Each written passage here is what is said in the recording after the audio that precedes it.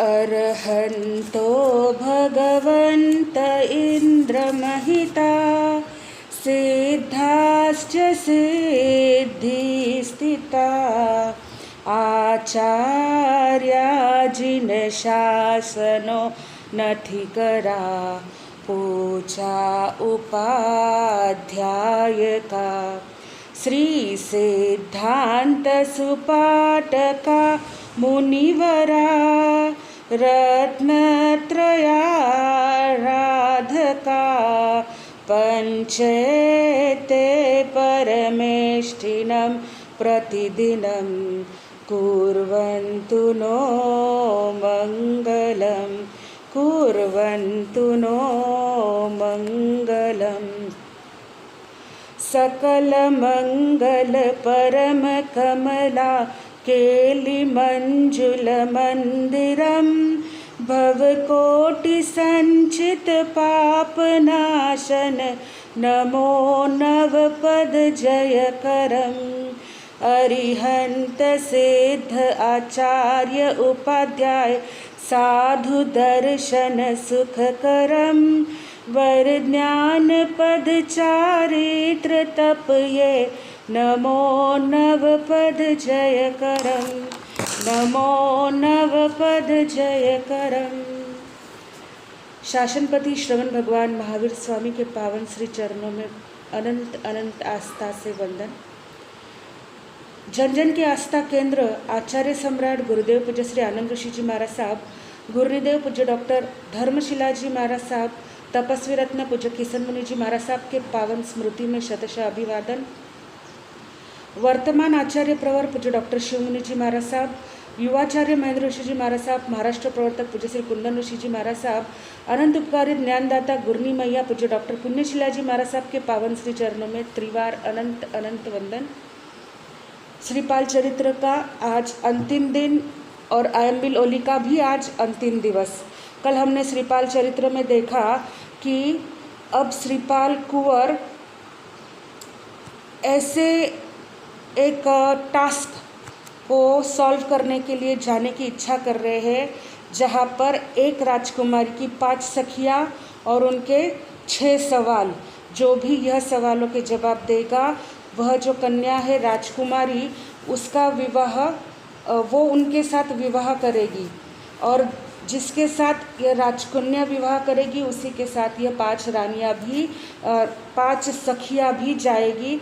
इस प्रकार अब प्रातः होते ही श्रीपाल कुंवर हार के प्रभाव से उस नगरी में पहुंच जाते हैं। धरापल नगरी में दलपत नगरी में धरापल राजा के यहाँ उस सभा में जहाँ पर यह स्वयंवर, यह जो प्रतिज्ञा है, इसका आयोजन किया हुआ था, वहाँ पर जाता है।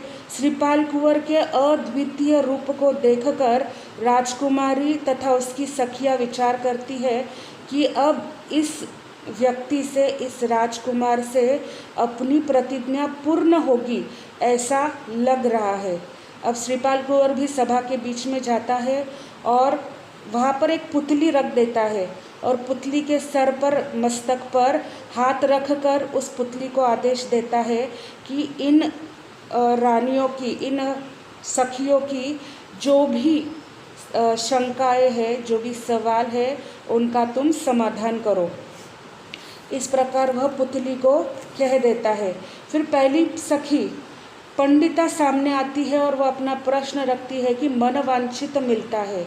तब पुतली जवाब देती है कि जो अरिहंत आदि नवपद जी का मन, वचन और काया से ध्यान करता है, उस पुण्यवान जीव को मन वांछित फल प्राप्त होता है। इस प्रकार प्रथम सखी को अपने सवाल का समाधान प्राप्त होता है। दूसरी सखी विचक्षणा आती है और वो कहती है किसी को मत देखो। उसका सवाल है किसी को मत देखो। तब वह पुतली कहती है अरिहंत देव, सुसाधु, गुरु और दयामय धर्म हृदय में रखो, नवकार मंत्र का सदा स्मरण करो और किसी को मत देखो। लेकिन होता क्या है, आज की दुनिया नवकार मंत्र को तो बाद में याद करती है, पहले भैरू, भवानी, अम्बा, जगदम्बा और पता नहीं कौन कौन से देवी देवता, उनको पहले स्मरण करती है। लेकिन यहाँ पर कहता है कि जो अरिहंत गुरु और धर्म पर जो श्रद्धा रखता है, ध्यान रखता है, हृदय में धारण करता है, उसे किसी और को देखने की ज़रूरत नहीं पड़ती। इस प्रकार दूसरी सखी भी अपना समाधान प्राप्त करके जाती है और तीसरी सखी प्रगुणा आती है। वह कहती है आत्मा को सफल बनाओ। अब उसने भी आकर अपना आधा वाक्य रख दिया है, आत्मा को सफल बनाओ। तब पुतली कहती है गुरु धर्म की आराधना कीजिए, सुपात्र दान दीजिए, तब संयम में मन को लगाकर आत्मा को शुद्ध कीजिए, आत्मा को सफल कीजिए। इस प्रकार तीसरी सखी भी समाधान प्राप्त कर अपने स्थान पर जाती है। और चौथी निपुणा आती है और निपुणा आकर कहती है जितना ललाट में लिखा, उसका वाक्य है जितना ललाट में लिखा। तब पुतली जवाब देती है हे मन, चिंताओं के जाल में तू अपनी आत्मा को मत फंसा, चाहे कितना भी प्रयास कर लो, जितना ललाट में लिखा होगा उतना ही प्राप्त होगा। इस प्रकार चौथी सखी को भी अपना समाधान प्राप्त होता है। पांचवी दक्षा नाम की सखी आगे आती है और वह कहती है उससे जगत में सभी दास है, उसके जगत में सभी दास है। तब पुतली जवाब देती है जिसने पूर्व में पुण्य प्राप्त किया हो उस पुरुष को बल, बुद्धि, लक्ष्मी सभी सरलता से प्राप्त होती है और सारा जग उसका दास बन जाता है।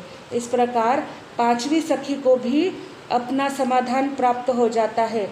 अब अंतिम बची श्रृंगार सुंदरी, जो राजकुमारी है, वह आकर अपना प्रश्न या अपना वाक्य रखते हुए कहती है सूर्य से पहले उदित होता है। तब जवाब में पुतली कहती है जिसने अपने जीवन में यश प्राप्त किया हो, यश के बिना भी कोई जीवन होता है। जो मनुष्य यश कमाकर मरता है वह सूर्य के पहले उदित होता है। इस प्रकार पांचों सखियों के सवालों का भी समाधान होता है और राजकुमारी श्रृंगार सुंदरी के भी प्रश्न का समाधान हो जाता है। पांचों सखियों सहित धरापाल राजा ने अपनी श्रृंगार सुंदरी राजकुमारी का विवाह श्रीपाल के साथ बड़े धामधूम से कर दिया। इस प्रकार अब वह सबके साथ में वहीं पर आराम से रहता है। तब एक दिन एक अंगभट्ट नाम का ब्राह्मण श्रीपाल के रूप गुण से आकर्षित होकर वहाँ आता है और उनसे कहता है कि कोल्हापुर में पुरंदर राजा विजया सुंदरी रानी, उनके 7 पुत्रों पर एक कन्या रत्न है जिसका नाम है जय सुंदरी। अद्वितीय रूप की वह धनी है और ज्योतिष ने ऐसा उपाय बताया है कि जिससे कन्या के योग्य वर मिले। सभी ने उपाय बताया कि राधा वेद जो साधेगा।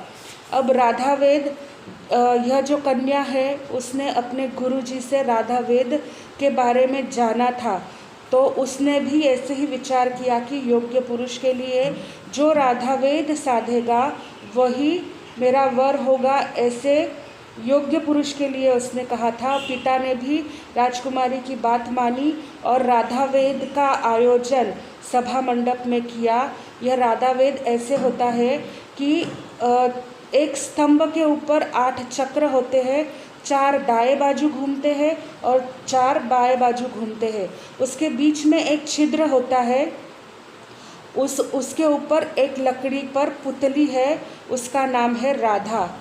नीचे दिए हुए कढ़ाई में देखकर धनुष्य बाण के द्वारा राधा की बाई आँख में वेदन करना होता है।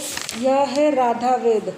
जब राजकुमारी ने सुना कि राधा वेद कोई भी बुद्धिमान पुरुष ही साध सकता है, कोई साधारण पुरुष का यह काम नहीं है, तब उसने निश्चय किया कि मैं उसी के साथ विवाह करूंगी जो राधा वेद को साधेगा।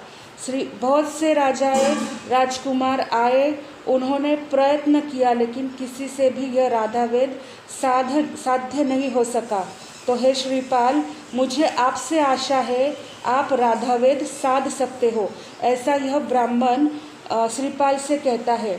तब पंडित के मुख से सारी बातें सुनकर श्रीपाल उसे अपने कानों के कुंडल निकाल कर देते हैं और तुरंत ही हार के प्रभाव से श्रीपाल कुंवर कुंडलपुर नगर में पहुंच जाता है, जहां पर स्वयंवर मंडप है। वहां जाकर हार के प्रभाव से तुरंत ही राधावेद को साध देता है, जिससे राजकन्या ने तुरंत ही श्रीपाल के गले में वरमाला पहना दी। जय सुंदरी का भी विवाह अब श्रीपाल कुंवर के साथ बड़े ही धामधूम से हो जाता है। श्रीपाल कुंवर वहीं पर आराम से रहता है और जो अपनी पहले सब विवाह हुए थे उन सारी रानियों को संदेशा भेजता है कि आप सभी यहीं पर आ जाओ। तब श्रीपाल कुंवर का संदेश प्राप्त होते ही जैसे श्रीपाल कुंवर का संदेशा प्राप्त हुआ, सभी रानियां अपने अपने भाइयों के साथ और जो दहेज में प्राप्त हुआ था वह सब सामान लेकर सभी हाथी घोड़े आदि दल बल के साथ कोल्हापुर से प्रस्थान कर कंकुद्वीप के थाना शहर में पहुंच जाते हैं। थाना शहर में श्रीपाल के ससुर जी ने शुभ मुहूर्त देखकर अपना सारा दायित्व श्रीपाल कुंवर को सौंप दिया, उसका राज्य अभिषेक कर दिया और राजा के सिंहासन पर श्रीपाल कुंवर अत्यंत शोभायमान हो रहे थे, जैसे कोई इंद्र वहाँ पर बैठे हो। और सारे प्रजाजन भी श्रीपाल कुंवर को अपने राजा के रूप में प्राप्त करके अत्यंत प्रसन्न हो रहे थे। तब एक बार रात्रि के समय में श्रीपाल राजा को अपनी मैना सुंदरी की और माता की याद आती है। और सोचता है कि मैंने उनसे वचन दिया था कि मैं आपको वहाँ समय आने पर 12 वर्ष के बाद अष्टमी के दिन आकर मिलूँगा। अब वह समय निकट आने लग गया है। उनके मन में अब मिलन के विचार आने लग गए हैं और वो विचारों में इतना मग्न हो गया कि उसे पता ही नहीं चला कि रात्र कैसे व्यतीत हो गई। उसको अपना अतीत एकदम चलचित्र के समान, एक पिक्चर के समान उसके सामने आने लग गया और नींद उससे कोसों दूर भाग गई। तब रैन मंजूषा और गुणमाला ने देखा कि श्रीपाल कुंवर अभी तक सोए ही नहीं है, तो उनके पास आकर पूछती है कि हे स्वामी, हे आर्यपुत्र, आज क्या हो गया है? क्या आपको कोई चिंता है? किस उलझन में आप फंसे हो कि आधी रात बीत गई तो भी अब तक आपको निद्रा देवी ने अपनी गोद में नहीं लिया? तब उस क्षण वह कहते हैं कि बस अब मुझे सती शिरोमणि मैना सुंदरी की याद आ रही है। मैंने वहाँ से प्रस्थान किया, तब मैंने उसे वचन दिया था कि 12 वर्ष के बाद अष्टमी के दिन मैं तुझे आकर मिलूँगा, और अब वह दिन अत्यंत निकट आ रहा है और मुझे वापस जाना चाहिए, मुझे वहाँ पहुँचना है। इस प्रकार वह दोनों रानियों से कहता है। तब दोनों रानियाँ यह बात सुनकर कहती है, आप जब भी आदेश दो सारी तैयारी हो जाएगी, हम भी आपके साथ ही चलेंगे। इस प्रकार दोनों ही रानियाँ उनको कहती है। तब श्रीपाल वहाँ से रनिवास सहित प्रस्थान करते हैं। नगर, जो भी रास्ते में नगर आते हैं, जहाँ जहाँ भी जो राजा मिलते हैं, उन सब का मान सम्मान करते हुए, सत्कार करते हुए वे अपने स्थान पर पहुँचने की कोशिश करते हैं। तब रास्ते में एक सुपारख नाम का नगर आता है और उस नगर में मित्र उस नगर में जाकर बाहर वो अपना डेरा लगाते हैं।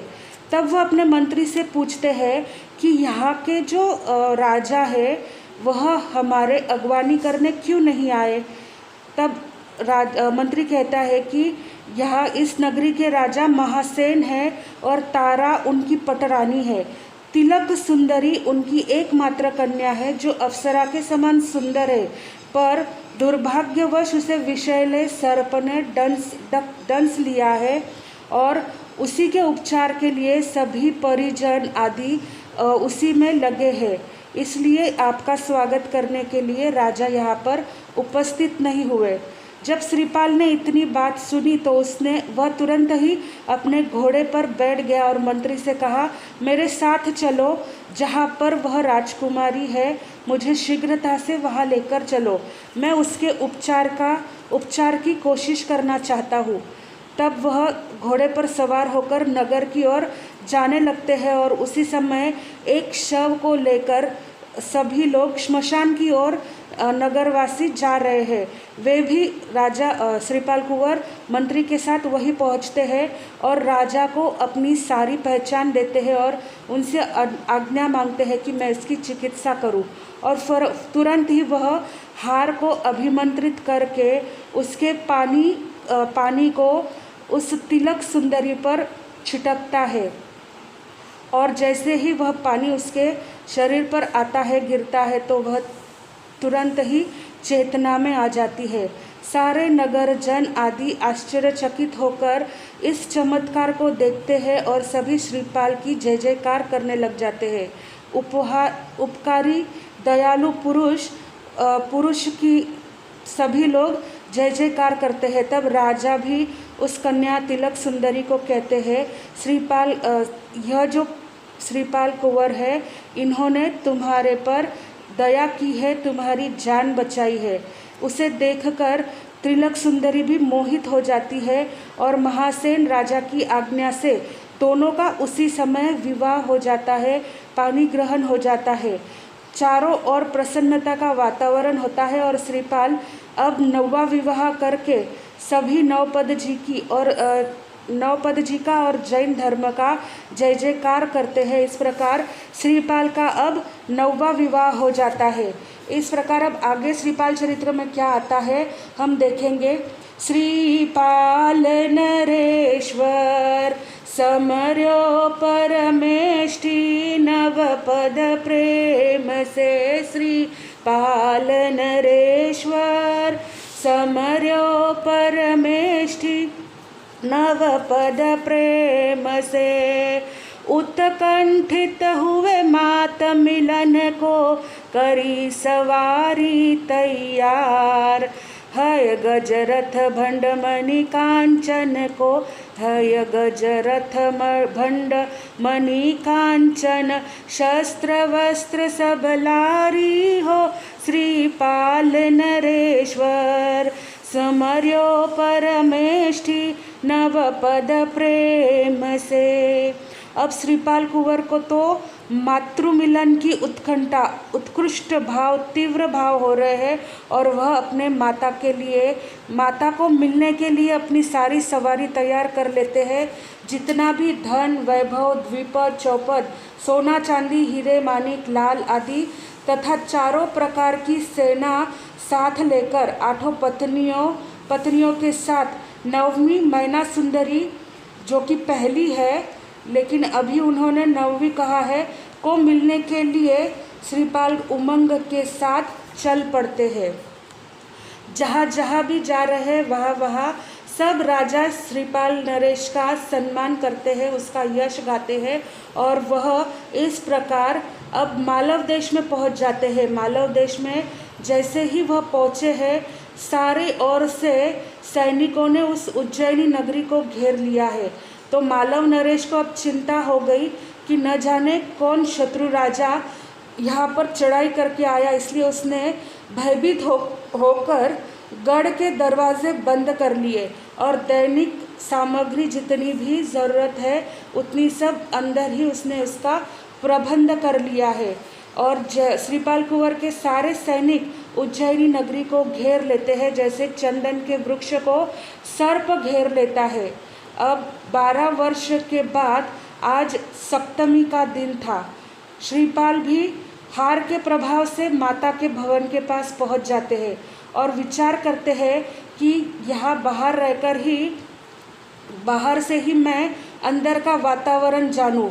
मेरी माता कमल प्रभा और मैना सुंदरी किस हाल में है उनकी क्या चर्चा वार्ता चल रही है, इस भावों से वह हार के प्रभाव से भवन के पास तो पहुंचता है, लेकिन बाहर से ही दरवाजे के ओट में खड़े होकर सब सुनने की कोशिश करता है। तब कमल प्रभा रानी अपनी बहू से कहती है कि कैसा संकट आ गया है, न जाने कौन चक्रवर्ती राजा आया है, सारी नगरी को घेर लिया है, कौन जाने क्या गति होगी। और यह जो मेरा लाडला है श्रीपाल, वह भी 12 सालों से यहाँ से चला गया है और कोई समाचार नहीं, कुछ भी संदेश नहीं, शायद वो हमें भूल गया है। इस प्रकार मृत्यु हो क्यों न आती, बोलते बोलते वह रोने लग जाती है। वह माता कहती है कि मुझे मृत्यु भी क्यों नहीं आ रही है। और ऐसा ही बोलते बोलते उसके आँखों से अश्रु बहने लग जाते हैं। तब नैना सुंदरी कहती है कि माता आप रो मत, अर्थ ध्यान मत करो, नवपद का स्मरण करो, यही हमें संकट से उभारने वाला है। फिर चाहे शत्रु, हाथी, समुद्र, सिंह, सर्प, जलोदर सामग्री और कोई भी उपद्रव हो, यह हमें नवपद के प्रभाव से, ध्यान से, स्मरण से हमारे सर्वत्र आनंद मंगल बरसेगा। अतः आप मात्र नवपद का ध्यान करिए, मन को शांत कर दीजिए और बाकी सारी चिंताएं छोड़ दीजिए। फिर कुछ देर बाद कहती है कि माताजी, मुझे ऐसे लगता है कि हमें आज आपके बेटे के दर्शन होंगे, क्योंकि मेरा वामन नेत्र फड़क रहा है, यह शुभ लक्षण है। आज वो साक्षात आएंगे, ऐसा मेरा हृदय कह रहा है। तब माता कहती है कि तेरे मुंह में, अपन भी कहते हैं ना, कोई अच्छी बात बोले तो थारा मुंडा में घी शक्कर, वैसे ही यह कमल प्रभा रानी जो राजमाता है वह भी कहती है तेरी वाणी सत्य हो, तेरे मुंह से अमृत बरस रहा है और तेरे वचन प्रमाण बने, नवपद निश्चित रूप से हमें आनंद मंगल करने वाला है। अब इतना सब बातें होने के बाद श्रीपाल कुंवर सोचता है कि अपनी पत्नी के जो शब्द है उसे मैं सत्य कर दूं, और तुरंत ही वह आवाज़ देता है, माताजी द्वार खोलो। अपने पुत्र का आवाज़ सुनते ही माता अत्यंत हर्षित होती है और आवाज़ पहचान जाती है। जाकर द्वार खोलती है तो सामने श्रीपाल कुंवर को देखकर अत्यंत हर्षित होती है। श्रीपाल कुंवर तुरंत ही अपने माता के चरणों में झुक जाता है। फिर मैना सुंदरी अपने पति के चरण में झुकती है। फिर माता को कंधे पर बिठाकर पत्नी को साथ में लेकर नवपद के प्रभाव से जो प्राप्त हुई रिद्धि सिद्धि है वह दिखाने के लिए जहाँ पर उसने अपना तंबू ताना था वहाँ पर पहुँच जाते हैं। सभी को इस प्रकार वहाँ पर पहुँचने के बाद माता को सिंहासन पर बैठाया जाता है और सारी रिद्धि सिद्धि सब बताई जाती है और कहता है कि यह सब मुझे प्राप्त हुआ है नवपद के प्रभाव से। 8 रानियाँ भी माता और मैना सुंदरी को देखकर समझ जाती है कि ये मेरी सासू माँ और बड़ी बहन मैना है। तुरंत 8 रानियाँ भी माता और मैना सुंदरी के चरणों में अपना शीश झुका देती है। फिर श्रीपाल कुंवर मैना से पूछते हैं कि अब आपके पिताश्री को कैसे बुलाना है। तब मैना कहती है कि पिताजी को कंधे पर कुल्हाड़ी लेकर बुलाया जाए। तब तुरंत ही दूत के द्वारा वहाँ समाचार दिए जाते हैं मालव नरेश को और कहते हैं कि इस प्रकार राजा का स्वाभिमान जागृत हो उठता है। जैसे दूत जाकर उधर ऐसे सारे समाचार देते हैं तो उसका स्वाभिमान जागृत होता है कि क्षत्रिय मरना पसंद करेगा, लेकिन इस प्रकार किसी के आगे नहीं झुकेगा। वह अपनी सेना के साथ युद्ध करने के लिए आदेश देता है। तब मंत्री उसे कहते हैं कि जिस तरह प्रतापी वह सामने दिख रहा है उस पर कोप मत करो। वह सूर्य के सामने धूल उछालने से कोई फ़ायदा नहीं है। दूत ने जैसा समाचार दिया है हमें उसी प्रकार से अपना कार्य कर लेना चाहिए, यही हमारे लिए ठीक रहेगा, योग्य रहेगा।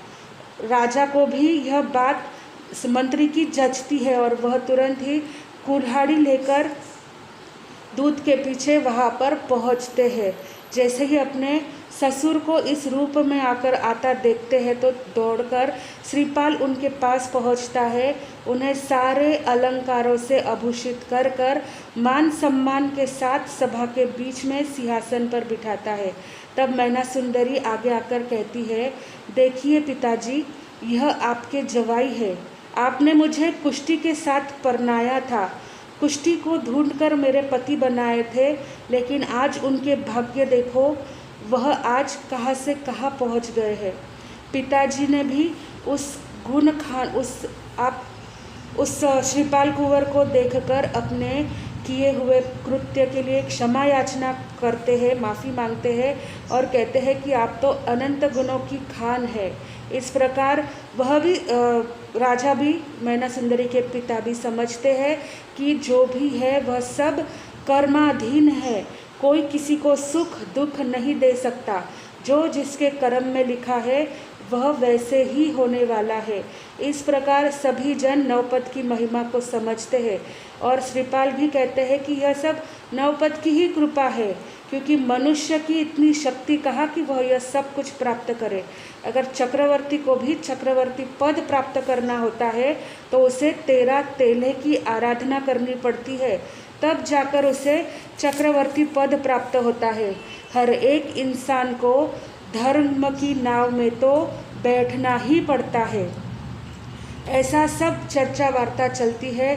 सौभाग्य सुंदरी, रूप सुंदरी दोनों रानियां भी उसी स्थान पर आ जाती है। सारे परिवार प्रमुख जन पुत्री को देखकर, ऐसे सुंदर जवाई को देखकर अत्यंत प्रसन्न होते हैं।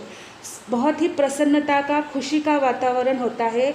इसलिए वह श्रीपाल कुंवर अपने नाटक मंडली जो उसे दहेज में प्राप्त हुई थी, उसे एक सुंदर नाटक प्रस्तुत करने का आदेश देते हैं। नाटक मंडली तो पूरी तैयार हो जाती है, नाटक करने के लिए खड़ी रहती है, पर जो मूल नटवी है, जिसे हीरोइन कहा जाता है, वह उठने को ही तैयार नहीं होती है। तब उसे ज़बरदस्ती उठाया जाता है। तब वह एक दोहा कहती है, कहा मालव देश, कहा शंखपुर, कहा बब्बर देश और कहा यह नट, सुर सुंदरी नटवी बनी, देव ने कैसे नाच नचाया। जैसे ही यह दोहा माता पिता सुनते हैं तो आश्चर्यचकित होते हैं। वह सुर सुंदरी को बहुत ध्यान से देखते हैं और उसे पहचान जाते हैं। सुर सुंदरी अपने माता पिता के गले में पड़कर बहुत रोती है और अपने सारी हकीकत बताती है। तब राजा उससे पूछते हैं कि तेरा पति कहाँ है, तेरा वैभव कहाँ है। तब अपनी दुर्भाग्यवश सारी कथा श्रीपाल कुंवर के सामने माता पिता को कहती है और अपनी जो दुर्भाग्य जो उसके साथ घटता है सारी घटनाएं कहती है। और साथ ही कहती है कि जब मैना का विवाह हुआ तब स्वयं के भाग्य पर बहुत अभिमान किया था और उसका फल स्वरूप आज मैं भोग रही हूँ कि मैं अपने ससुराल तो पहुँच ही नहीं पाई, रास्ते में ही लुट गई। मेरा पति तो कायर निकला और वह भाग गया मुझे छोड़कर। फिर मैं बेची गई वेश्या के यहाँ, फिर वापस खरीदी गई और सार्थवाह के यहाँ। फिर वो नाटक में निपुण होने के बाद सार्थवाह ने मुझे खरीदा और मदन सेना का जब विवाह हुआ तो श्रीपाल कुंवर को भेंट में मुझे चढ़ाया गया और कई वर्षों से मैं श्रीपाल कुंवर के सामने, जो मेरे बहन का पति है, उसके सामने मैं नृत्य कर रही हूँ। इस प्रकार बोलते जाती है, रोते जाती है। कहती है कि सम्यक्त्व धर्म ही सच्चा धर्म है जो अमृत के समान है, मिथ्या धर्म तो विष के समान है। सुर सुंदरी ने अपने स्वयं के अवगुणों को स्वीकार किया। फिर सभी ने जैन धर्म के महत्व को जाना, समझा और ग्रहण किया। श्रीपाल ने तुरंत अनुचर को भेजकर अरिदमन, जो साड़ू भाई है, उसे बुलाया, उसका मान सम्मान किया, बहुत सारा राज वैभव आदि उसे सौंपा और साथ ही साथ अपनी पत्नी, उनकी पत्नी यानी सुर सुंदरी को भी सौंप दिया। शुद्ध सम्यक्त्व का उन्हें प्राप्त कराया। इस प्रकार वे दोनों सब कुछ लेकर अपने देश वापस चले जाते हैं। यहाँ 700 कुष्ठी पुरुष भी श्रीपाल कुंवर का आगमन जानकर वहाँ पर आते हैं, उन्हें प्रणाम करते हैं। श्रीपाल ने भी हर्ष से उन सभी 700 कुष्टियों को सेनापति पद पर नियुक्त कर दिया। फिर मतिसार मंत्री जो पिता के समय मंत्री थे, वे भी आते हैं, श्रीपाल कुंवर को चरण वंदन करते हैं। श्रीपाल उन्हें प्रधानमंत्री बनाता है और फिर मतिसार मंत्री श्रीपाल से निवेदन करते हैं कि अब आपको आपका राज्य जो धोखे से ले लिया गया था उसे अब आपको प्राप्त करना चाहिए। तब श्रीपाल तुरंत ही एक दूत को चंपानगर में भेजता है।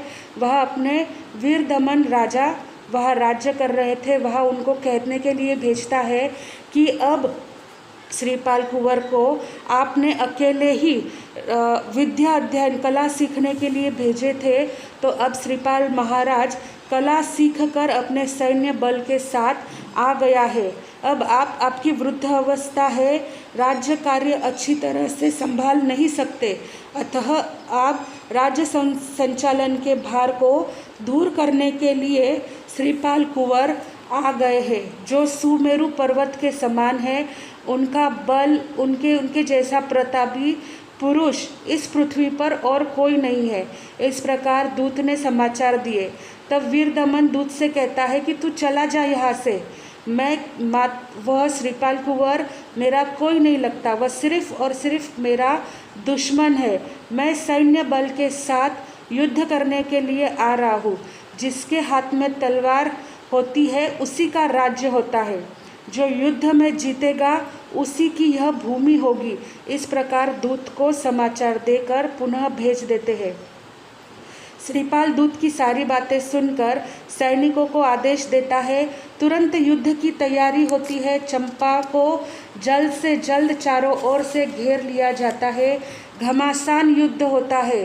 दोनों साइड के सैनिक ऐसे मरने के लिए जन्मभूमि पर ऐसे मरने के लिए तैयार होते हैं जैसे कि कोई फूल चढ़ा रहा हो, और 700 सैनिक भी मिलकर सभी युद्ध करते हैं और वीर दमन को 700 सैनिक बंदी बनाकर श्रीपाल के पास लेकर आते हैं। श्रीपाल अपने काका को इस तरह बंदी रूप में देखकर उसका चिंतन बदल जाता है। वह तुरंत ही चरणों में झुक जाता है काका के और सारे बंधनों से उसे मुक्त करते हैं और मधुर व्यवहार करते हैं। श्रीपाल राजा के इस मधुर व्यवहार से वीर दमन का भी हृदय परिवर्तित हो जाता है। वह भी कहने लग जाता है कि अच्छा होता मैं तेरी बात मान लेता और युद्ध नहीं करता, इतना सारा पाप मैंने किया, अब इस पापों से मैं कैसे छुटकारा पाऊंगा। इस प्रकार हे प्रभु आप ही मेरा मार्गदर्शन करें। इस प्रकार वह भगवान से कहते हैं, चिंतन की गहराइयों में उतर जाते हैं और फिर उसे मार्ग मिलता है कि मात्र भगवती दीक्षा ही मेरा मार्ग प्रशस्त कर सकती है। और शुभ मुहूर्त में पूर्व जन्म का ज्ञान तो उसे था ही, और शुभ मुहूर्त में फिर वीर दमन अनगार बन जाते हैं और वह ग्रामानुग्राम विचरण करने लग जाते हैं। वीर दमन काका को मुनि बना देख श्रीपाल कुंवर भी उन्हें वंदन नमस्कार करते हैं। फिर वहाँ से वीर दमन तो विहार कर देते हैं। वीर दमन का एक पुत्र था गजगति, उसे श्रीपाल बुलाते हैं, मान सम्मान देते हैं और कुल के पाठ पर उसे बिठाया जाता है, उसका आदर सम्मान किया जाता है। श्रीपाल कुंवर का भी बड़े ही धाम धूम के साथ चंपा नगरी में प्रवेश होता है। मतिसार मंत्री धवल सेठ के तीनों मित्रों को बुलाते हैं और उन्हें भी मंत्री पद से अलंकृत करते हैं। कौशंबी नगर से धवल सेठ के पुत्र विमल को भी बुलाया जाता है, उसे नगर सेठ की पदवी देते हैं और सभी चंपा नगरी में नवपद के प्रभाव से सुख शांति पूर्वक रहते हैं और मनवांछित सब कुछ प्राप्त कर लेते हैं। अब कुछ समय बाद अरिदमन राजा अनगार जो है वह विचरण करते करते पुनः चंपा नगरी में आते हैं। अब उन्हें अवधि ज्ञान प्राप्त हो चुका होता है। जैसे ही श्रीपाल को पता चलता है कि काका मुनिराज नगर में पधारे हैं, तो वह तुरंत ही अपने परिवार के साथ मुनि दर्शन के लिए जाते हैं। सभी प्रजाजन को आया देखकर अरिदमन मुनि भी देशना देते हैं। देशना सुनने के बाद श्रीपाल कुंवर को मन में अनेक प्रश्न है। उन सारे प्रश्नों का समाधान प्राप्त करने के लिए वह मुनिराज से पूछते हैं कि मैं कुष्ठी कैसे हुआ, फिर कैसे कुष्ठ रोग दूर हुआ, बीच में मैं समुद्र में गिरा, मुझे डूब बनाया गया, अपने ही राज्य से मुझे भागना पड़ा, फिर मुझे वैभव कैसे प्राप्त हुआ। ऐसे अनेक सवाल जो उसकी पूरी ज़िंदगी में उसके साथ घड़े हैं, वह सब उसे महाराज मुनिराज से पूछते हैं। मुनिराज अपने अवधि ज्ञान के प्रभाव से कहते हैं कि श्रीपाल, तू भरत क्षेत्र के हिरनपुर नगर में श्रीकांत नाम का राजा था। तू मिथ्या मत वाला था, तुझे शिकार खेलने का बहुत तीव्र दुर्व्यसन था। तेरी महारानी पत्नी जो थी वह जैन धर्म को मानने वाली थी। वह हमेशा समझाते रहती थी हत्या न करे, क्षत्रियों को यह शोभा नहीं देता, पर आप कभी नहीं मानते थे। आप एक बार 700 कुश्तियों को देखकर 700 कुश्तियों के साथ राजा वन में शिकार खेलने गए। ध्यानस्थ मुनि को देखकर उनका अवहेलना की। उन्हीं कुश्तियों ने भी आपका समर्थन दिया। फिर आपको मुनि की आराधना कर खुश होने लगे, परंतु मुनि तो क्षमा सागर थे। आप मुनिराज को नदी में फेंक दिया। फिर तुरंत आपको रानी की याद आई कि ऐसे नहीं करना चाहिए, ऐसे सब आपने उन्हें बाहर निकाला। इस प्रकार जो जो कार्य आपके साथ इस भव में हुए, वह सारा कार्य आपने पूर्व भव में किया था और इन 700 कुश्तियों ने आपका समर्थन किया और इस कारण से यह सब इस भव में आपके उदय में आया है। हे मुनिराज, इस पाप से अब मैं कैसे छूटूंगा? श्रीपाल पूछते हैं कि मैं अब इस पाप से कैसे छूटूंगा, यह बताने की कृपा करें। रानी की प्रार्थना भरी राजा की ये सारी प्रार्थना सुनी तो श्रीपाल कुंवर को कहा कि आप नवपद की आराधना करो, उससे ही आपका सारा यह जो कार्य है, जो पाप आपने किए हैं, उससे आपकी छुटकारा होगी। यह जो तुम्हारी 8 रानियां हैं, इन्होंने भी तुम्हारे साथ पूर्व भव में नवपद की आराधना की थी। नवपद की आराधना से ही तुम्हें इस जन्म में भी सारी यह रानियां प्राप्त हुई है। और जो सबसे छोटी 9वीं रानी है तिलक सुंदरी, उसने एक बार सोत को कहा था कि तुझे काला नाग डस जाए, इसलिए उसे भी इस जन्म में काला नाग डसा और तुमने उसका उपचार किया, वह तुम्हारी 9वीं रानी बनी। इस प्रकार शुभ और अशुभ कर्म का फल तुम्हारे सामने साक्षात दिख रहा है। जो मैंने अपने ज्ञान से देखा तुम्हारा पूर्व भव, वह तुम्हारे समक्ष रख दिया। अब श्रीपाल कुंवर मुनिराज से कहता है, मुझे कोई ऐसा धर्म बताइए जिससे मैं कर सकूं, मेरी आत्मा का कल्याण हो सके, क्योंकि चारित्र को तो मैं धारण नहीं कर सकता। तो मुनिराज कहते हैं कि तुम 12 व्रतधारी श्रावक बनो, श्रावक की आराधना करो, नवपद की आराधना करो। नवपद की आराधना और श्रावक व्रत धारण करने से तुम 90वें कल्प में जन्मोगे और अनुक्रम से तुम 9 भव करोगे, जिसमें 4 भव देव का होगा और 5 भव मनुष्य के होंगे। फिर तुम 10वें भव में मोक्ष को प्राप्त करोगे। इस प्रकार सारा भविष्यवाणी श्रीपाल ने अपने काका मुनिराज से सुनकर अत्यंत प्रसन्न होता है। उन्हें वंदन नमस्कार करके अपने प्रसाद में चले जाते हैं। मैना सुंदरी का एक बेटा त्रिभुवन पाल होता है, उसे ही सारा राज्यभार सौंप देता है और सारी रानियां सब मिलकर 9 पद की आराधना करते हैं, ध्यान करते हैं और अपना सारा जीवन धर्म में लगाकर 9 पद का ही शुद्ध हृदय से ध्यान करते हैं और अपने जीवन को यापन करते रहते हैं। इस प्रकार श्रीपाल चरित्र में 9 भव पूर्ण करने के बाद श्रीपाल कुंवर मोक्ष को प्राप्त करेंगे। इस प्रकार महाराज साहब, श्री चौथमल जी महाराज साहब ने बहुत ही सुंदर रूप से यह काव्य रूप में रचा है, जो आज देव, गुरु और धर्म की कृपा से सानंद पूर्वक अपना श्रीपाल चरित्र वांचन यहाँ पर पूर्ण होता है। सब आनंद पूर्वक रहते हैं। 9,000 तो उनके गज रथ, 9 लाख है तुखारा, 9 कौड़ी पैदल। इस प्रकार बहुत सारी रिद्धि संपदा के साथ श्रीपाल कुंवर अपने पुत्र पत्नी परिवार के साथ धर्म आराधना करते हुए अपने कर्मों की निर्जरा कर रहे हैं और 9 भव पूर्ण होने के बाद वह मोक्ष को प्राप्त करेंगे। इस प्रकार यह श्रीपाल चरित्र का आज वांचन पूरा हो रहा है। आज की विधि है ओम ह्रीम नमो तवस्स।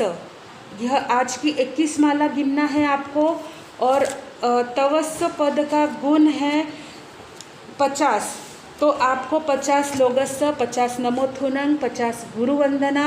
इस प्रकार आज की विधि रहेगी। और आज का रंग भी है सफ़ेद। सफ़ेद वर्ण का ही भोजन वर्ण की ओली करने वाले को करना है। श्रीपाल चरित्र के अंदर से आज के अंतिम दिन के 3 सवाल। पहला सवाल है, श्रीपाल की 9वीं पत्नी का नाम क्या था?